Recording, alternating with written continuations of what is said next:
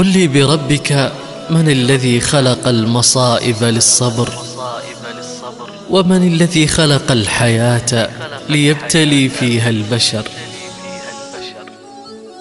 سواها 7 أطبق، أرض سماء قد فطر.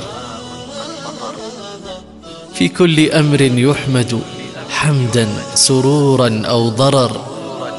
أي حياة قد تطيب لنود عيشا في ممر؟ أم هل تؤمل يا غافلا لغد أو لأيام أخر؟ هل كان عهدي سابقا يخطر ببالي ما خطر؟ هل كنت أشعر برهة برحيل طارق كالشرر؟ ما كان عقلي مدركا فراقه بلمح البصر. عاما ونصفا لوعة بحميم قلب كالجمر. أواه يا صدري لما أعياه فقده والسهر. ما حال قلبي بعده بشعور قلب مستقر؟ تشتاق نفسي لطارق ولذكره قلب اعتصر.